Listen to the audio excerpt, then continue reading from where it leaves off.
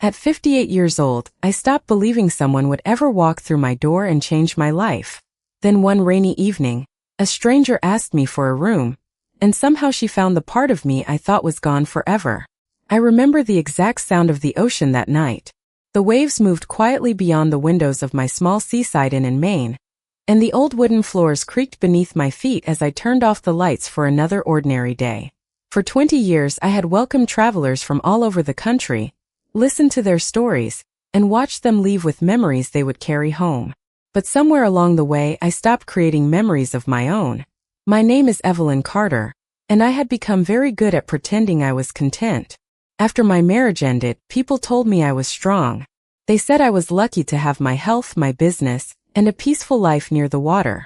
They were right. I had all those things.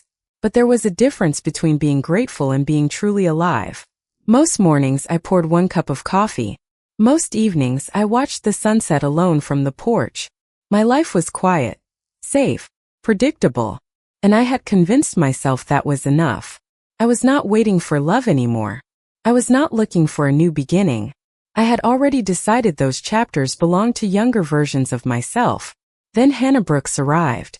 She came just before closing time on a Thursday evening in October. The rain had been falling for hours, painting the windows with tiny rivers of water. I was preparing to lock the front door when I saw a woman standing outside with a suitcase beside her. She looked tired, but there was something calm in her expression. Not sadness exactly. More like someone who had traveled a long distance to find a place where she could finally breathe. When I opened the door, she smiled politely. "I am hoping you still have a room available," she said. I almost told her we were full. Not because we were. Because I had already changed into my comfortable sweater, and the idea of dealing with a late guest felt exhausting. But something about her made me pause. "1 room," I said. "For how long?" She looked around. The quiet lobby before answering. "I am not completely sure. I just know I need somewhere to start over." That sentence stayed with me. Somewhere to start over. I had spent years believing starting over was something people did when they were young enough to rebuild everything. I did not think women like me were allowed to begin again. Hannah signed the guest book and handed me her identification. Her eyes moved across the old photographs hanging on the wall.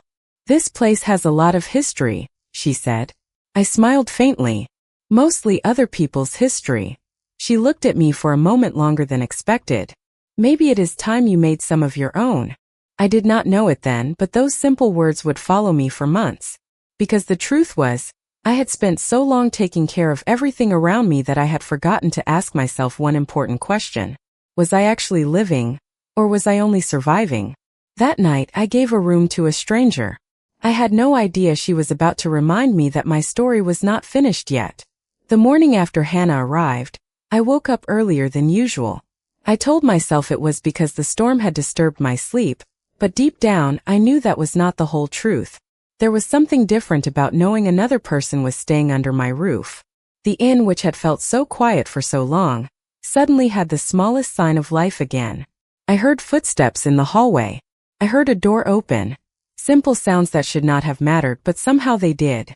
I prepared coffee in the kitchen like I always did, then stopped when I realized I had made 2 cups. I stared at the second mug and laughed quietly at myself. I had not shared my morning routine with anyone in years. When Hannah came downstairs, she noticed the extra cup. "Is that for me?" she asked with a smile. I nodded. "I guess my habits are changing." She took the mug and smiled warmly. That might not be a bad thing. Those small moments became the beginning of a new rhythm. Hannah stayed longer than I expected. A few days became a few weeks. She explained that she was renovating an old cottage nearby and needed a temporary place while the work was being done. She was a designer, someone who could look at an empty space and imagine what it could become. I found that fascinating because I had spent years looking at my own life and only seeing what was missing. Hannah saw possibilities everywhere. One afternoon, she helped me rearrange the front room of the inn. It had always been a place where guests waited quietly, but she suggested adding comfortable chairs near the windows and creating a small reading corner. "People remember how a place makes them feel," she said while moving a stack of old magazines. I watched her for a moment. "You always think everything can become something better, do you not?" She looked at me and smiled. I think most things just need someone willing to see their potential. I wondered if she knew she was not only talking about the room. As the days passed, I started noticing things about Hannah. She laughed easily. She asked questions and actually listened to the answers. She noticed when I was tired even before I admitted it. One evening, while we sat on the porch watching the sun disappear into the ocean, she asked me a question that caught me off guard. Do you ever miss having someone beside you? I looked out at the water. For a moment, I wanted to give my usual answer. The safe answer. The one I had repeated for years. I am fine on my own. But something about Hannah made pretending feel impossible. Sometimes, I admitted. Sometimes I miss having someone who knows the small things. The way I take my coffee. The stories behind the objects in this house.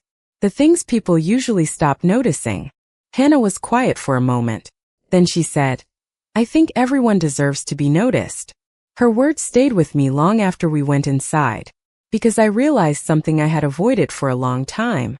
I was not afraid of being alone. I was afraid of hoping for more and discovering I could lose it. That night, I stood by the window of my room and watched the ocean under the moonlight. For the first time in years, I wondered if maybe my life was not meant to stay the same forever. Maybe the stranger who walked through my door was not just looking for a place to stay. Maybe, without knowing it, she had brought a question back into my life. What if there was still something beautiful waiting for me? For the first time in many years, I noticed that my mornings were no longer silent. The inn had always been peaceful, but there was a difference between peaceful and empty. Before Hannah arrived, I had stopped noticing the difference. I moved through each day like someone following a familiar path without looking at the scenery. But now, small things had started changing. The sound of another person preparing breakfast. The quiet music Hannah played while working on her designs. The occasional laughter that seemed to fill spaces I had forgotten were there. I told myself it was temporary. Hannah would finish renovating the cottage, she would leave, and my life would return to normal. But a small part of me wondered if normal was what I truly wanted anymore. Hannah had a way of bringing energy into every room without trying. One afternoon, I found her sitting on the floor of the inn's old reading room, surrounded by paint samples and design sketches. She looked up and smiled. I think this room has been waiting for someone to care about it again. I leaned against the doorway. It is just a room. She shook her head gently. No, Evelyn. Places remember the people who spend time in them. I did not know why that sentence affected me so deeply. Maybe because I had spent years believing memories only belonged to the past. I had forgotten that new ones could still be created. As we worked together, I learned more about Hannah. She had traveled across several states for different projects. She had built a successful career. But she admitted that success did not always feel like fulfillment. Everyone thought I had everything figured out, she told me one evening. But sometimes you can be surrounded by opportunities and still feel like something is missing. I understood that feeling more than I wanted to admit. We were different ages. We came from different places. But somehow we both knew what it felt like to appear strong while quietly searching for something more. A few days later, Hannah suggested we take a walk along the shoreline after dinner. The air was cool, and the ocean stretched endlessly in front of us. She collected small pieces of sea glass while I watched the waves. You know, she said, you talk about this place like it belongs to everyone except you. I looked at her confused. What do you mean? You tell stories about every guest who stayed here, every family who celebrated something, every couple who returned years later. But when you talk about yourself, you disappear from the story. Her words were gentle, but they reached a place I had kept hidden. I looked down at the sand beneath my feet. Maybe I forgot how to be part of my own life. Hannah did not answer immediately. She simply stood beside me, letting the silence exist without trying to fix it. That was something I appreciated about her. She never rushed to fill empty spaces. She allowed people to feel what they felt. That evening became a turning point for me. Not because something dramatic happened. Not because my life suddenly changed overnight. It changed because for the first time someone had looked at me and seen more than what I provided for others. Hannah saw the woman behind the inn owner. The woman behind the responsibilities. The woman who had been quietly waiting for permission to begin again. And as I watched the ocean under the fading sunlight, I started wondering if maybe I was not too late for a different kind of happiness. The weeks that followed felt different from any season I had known before. The inn was still the same place. The same wooden floors. The same ocean view. The same old photographs hanging along the hallway. But somehow I was seeing everything through different eyes. Hannah had a way of reminding me that life was not only about maintaining what already existed. Sometimes it was about allowing things to change. One morning, while we were preparing the dining room for guests, Hannah found an old box behind a cabinet. Inside were letters, postcards, and photographs from the early years when my parents first opened the inn. She carefully looked through them, smiling at every detail. "You have so many stories here," she said. I sat beside her and looked at the faded pictures. "Those stories belong to the past." Hannah shook her head. "No, they belong to you too." Her words made me uncomfortable because I knew she was right. I had spent years protecting myself from memories, because some of them reminded me of what I had lost. My marriage ending had changed the way I looked at love. I started believing that people eventually leave, promises eventually fade, and hoping for too much only creates disappointment. That belief had protected me, but it had also kept me from experiencing anything new. Hannah noticed when I became quiet. She never pushed, but she always made space for honesty. That evening, while we sat on the porch watching the sun disappear behind the ocean, she asked, "What happened that made you stop believing in yourself?" I looked toward the water. It was easier to talk about the weather, the inn, or other people's lives. Talking about my own heart felt unfamiliar. I think I spent so many years being needed that I forgot what it felt like to be wanted, I finally said. Hannah looked at me with a gentle expression. "Those are two very different things." I nodded, because that was exactly what I had been learning. Being useful was not the same as being loved. A few days later, something unexpected happened. A former guest returned to the inn after nearly 15 years. She remembered me immediately and told me how much this place had meant to her family during a difficult time. She said she still remembered the kindness of the woman who welcomed them. I smiled politely, but inside I felt something shift. I had spent years thinking my life had become smaller, but maybe I had simply stopped recognizing its value. Hannah watched the conversation from across the room. Later, she said, "Do you see it now?" I smiled. "See what?" "You keep thinking your story is about what you lost. Everyone else sees what you have given." Her words stayed with me, but they also brought a quiet fear. Because the closer Hannah and I became, the more I realized how much her presence mattered. I had spent years avoiding attachment because losing someone felt unbearable. Now I was facing a different kind of uncertainty. What happens when the person who reminds you how to feel alive becomes someone you cannot imagine losing? I did not have the answer yet. I only knew that Hannah was no longer just a guest staying at my inn. She had become part of my everyday life. And for the first time in years, that thought did not scare me. It made me hopeful.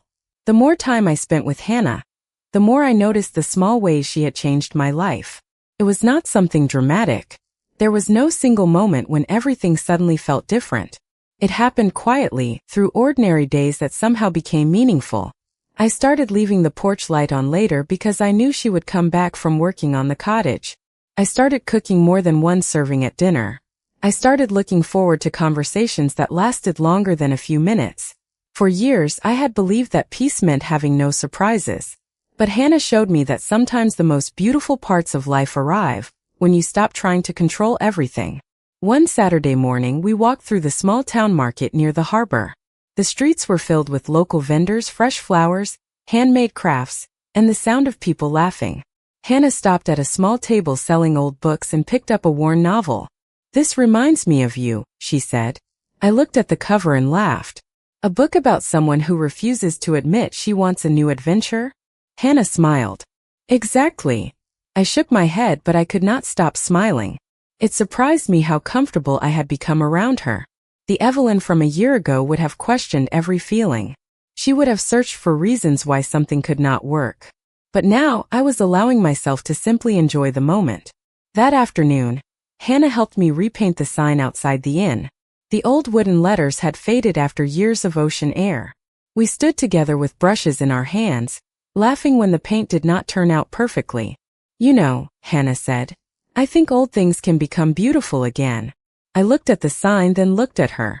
Are we talking about the sign? She smiled but did not answer. Sometimes the things left unsaid carried the most meaning. Later that evening, we sat near the fireplace while rain tapped softly against the windows. Hannah told me more about her past. She admitted that she had spent years proving she could handle everything alone. She had built a career, traveled, and created a life that looked successful from the outside. But inside, she felt like something important was missing. I think I was afraid to stop moving, she said. Because if I stopped, I might realize I was not where I wanted to be. Her honesty touched me because I understood that feeling. We were both women who had learned how to survive. We had learned how to keep going even when parts of ourselves were tired. Maybe that is why we found this place, I said. To finally slow down. Hannah looked at me with a soft expression. Maybe. The silence between us felt comfortable. Not empty. Not awkward. Just two people sharing a moment they did not need to explain. But as my feelings grew stronger, so did my fears. I found myself wondering what would happen when Hannah finished the cottage. What would happen when she no longer needed to stay at the inn? I tried to push those thoughts away, but they remained. Because the truth was becoming impossible to ignore. Hannah had arrived looking for a place to start over. Somehow she had helped me do the same. And that was the part that frightened me most. After years of believing I had nothing left to lose, I finally had something I wanted to protect. The days after that evening felt different. Not because anything had changed between Hannah and me, but because I could no longer pretend that nothing had changed. I started noticing how much space she had quietly taken in my life. Her favorite mug was always beside the coffee pot. Her books rested on the small table near the window. Her laughter had become part of the sounds I associated with home. And that realization brought both comfort and fear. I had spent so many years teaching myself not to need anyone. Now I was discovering that allowing someone close did not make me weak. It made me human. But old fears are not always easy to release. One afternoon, while Hannah was working on the cottage, I found myself standing in the hallway, looking at the guest book where thousands of names had been written over the years. Every person who stayed at the inn had left a small piece of their story behind. I wondered what my own story would say if I wrote it honestly. Would I write about the years I spent waiting for life to begin again? Or would I write about the moment I finally opened the door? That evening, Hannah returned later than usual. She walked through the front door carrying a folder and a thoughtful expression. I immediately noticed something was different. Everything okay? I asked. She placed the folder on the table and nodded slowly. Yes. Actually, something good happened. I smiled. That sounds serious. She laughed softly. I received an opportunity. I waited for her to explain. Hannah sat down beside me and told me about a design project in Boston. It was the kind of opportunity she had worked toward for years. A chance to expand her career and take on something much bigger. I should have been happy for her. Part of me was. I knew how important dreams were. I knew what it meant to search for a new beginning. But another part of me became quiet. The same fear I thought I had overcome suddenly returned. The fear of losing something beautiful before I had even allowed myself to fully believe it was mine. Hannah noticed my silence. Evelyn, she asked gently. I forced a smile. I am happy for you. And I meant it. But I also knew my voice did not sound as convincing as I wanted. Later that night, I stood alone on the porch watching the waves. The ocean had always been my place to think. For years, I came there because it reminded me that everything changes. The tides come and go. Seasons pass. Nothing stays exactly the same. But this time I was not thinking about change. I was thinking about fear. I realized something painful. I had spent years believing I was protecting my heart by expecting disappointment.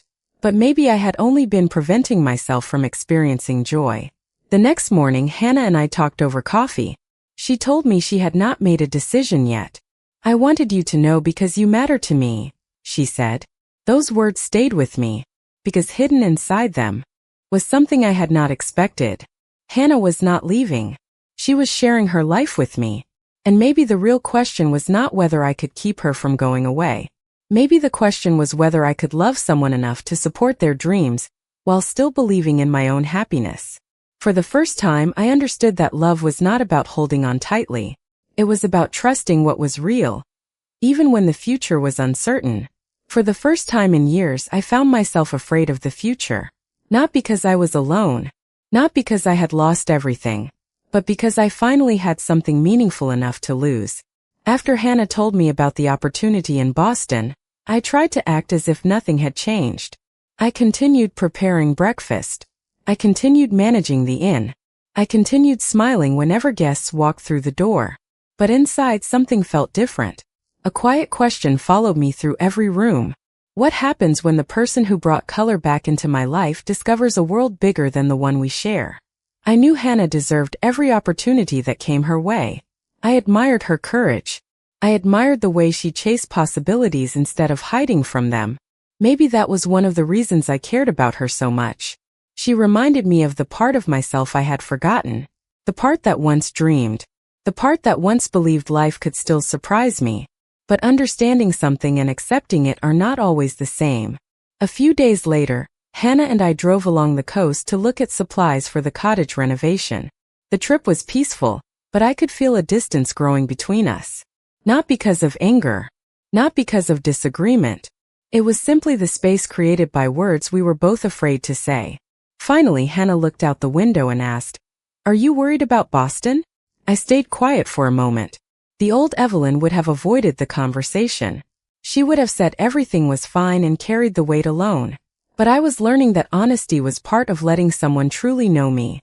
"I am happy for you," I said. "But I am also scared." Hannah turned toward me. "Scared of what?"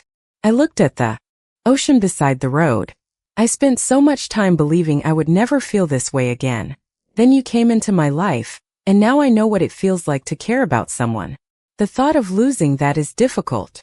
Hannah reached over and gently touched my hand. "Evelyn, I do not want you to feel like my dreams are something you have to compete with." Her words stayed with me, because deep down I knew she was right. I had spent years believing love meant someone would eventually choose between me and something else. My past had taught me that people leave, but Hannah was teaching me something different.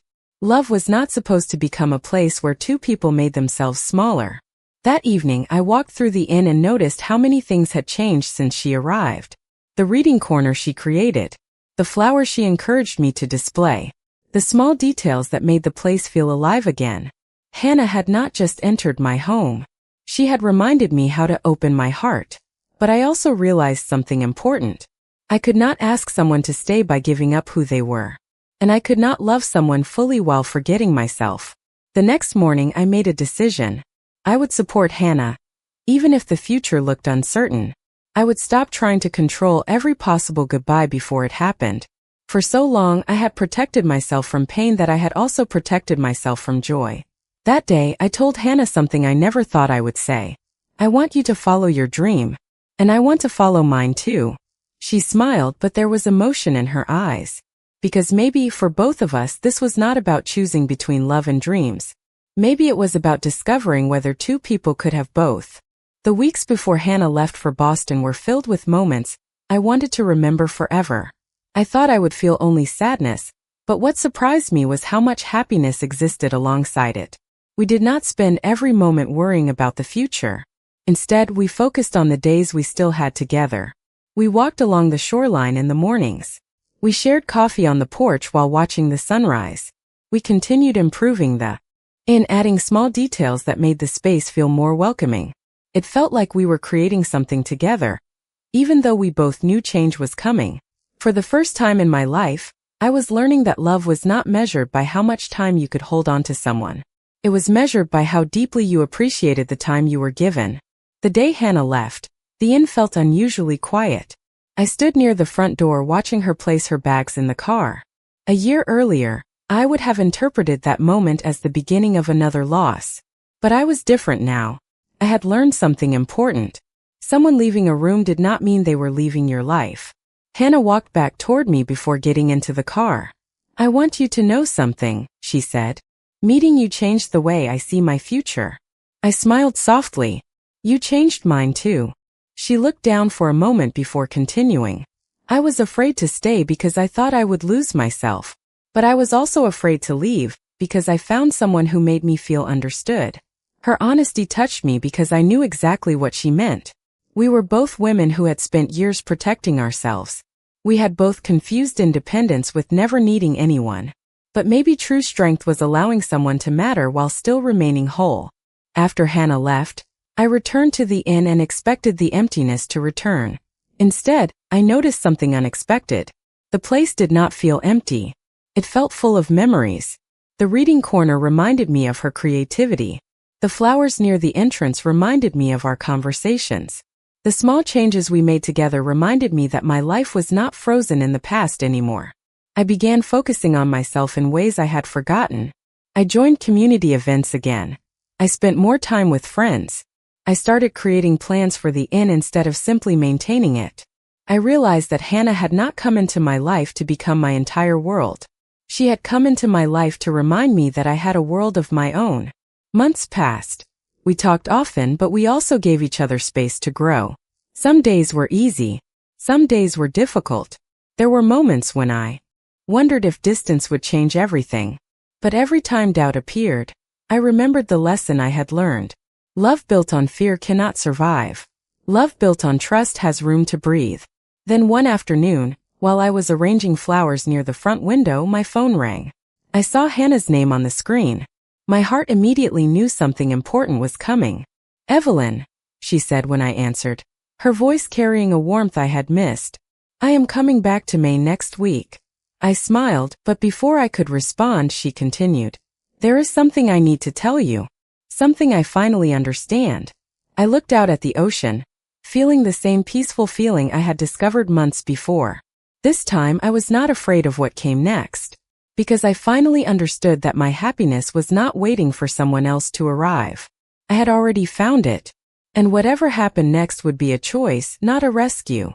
When Hannah returned to Maine, I expected to feel nervous. I thought I would spend the days before her arrival wondering what she wanted to say and preparing myself for every possible outcome. But something inside me felt calm. That was the biggest change. The Evelyn who had first met Hannah would have been searching for signs of another goodbye. She would have been preparing herself for disappointment before anything had even happened. But I was no longer that woman. I had learned how to stand on my own. I had learned that love was something beautiful to welcome, not something to fear losing. When Hannah walked through the front door of the inn, everything felt familiar and new at the same time. She looked around at the changes we had made together. The reading corner, the flowers near the entrance, the small details that turned the inn into a place filled with warmth. She smiled and said, "You changed so much." I laughed softly. I think I finally remembered who I was. We sat on the porch that evening, looking at the ocean just like we had many times before. The waves moved quietly beneath the fading sunlight. Hannah told me about Boston. She told me about the opportunity, the challenges, and the things she learned while she was away. Then she looked at me and took a deep breath. "I thought leaving would make things clearer," she said. "I thought distance would help me understand what I wanted." I listened quietly. "And what did you learn?" I asked. She smiled gently. "I learned that I do not want a life where I have to choose between my dreams and the people who matter to me." Her words stayed with me, because I knew exactly what she meant. We had both spent so much of our lives believing we had to choose one thing over another. Independence or connection, dreams or love, a safe life or a meaningful one. But maybe the answer was never choosing one. Maybe the answer was creating a life where both could exist. Hannah decided to continue her work while spending more time in Maine. I continued running the inn and building the community I had almost forgotten I wanted. Our relationship did not become perfect overnight. We still had conversations about the future. We still faced moments of uncertainty, but we faced them differently. We did not run from difficult feelings. We did not hide behind fear. We talked, listened, and reminded each other that love was a choice we made every day. Looking back, I understand something I could not see when Hannah first arrived. I thought my story had already been written. I thought my happiest moments belonged to another time in my life. But life does not follow the timeline we create for it. Sometimes the most meaningful chapters arrive after we believe there are no chapters left to write. Hannah did not save me. She did something even more important. She reminded me that I was still capable of saving myself. She reminded me that hope can return quietly. It can arrive through a conversation, through a shared cup of coffee, through someone seeing the parts of you that you stopped seeing yourself. Today, when I stand on the porch and watch the ocean, I no longer see an ending. I see possibilities. I see the woman I became. I see the life I chose. Thank you for spending this time with me and listening to this story. If stories about love, healing, and second chances mean something to you, please consider subscribing to this channel and sharing this story with someone who may need a reminder that new beginnings can happen at any stage of life. Because sometimes the moment we think hope is gone is the exact moment when something beautiful is about to begin.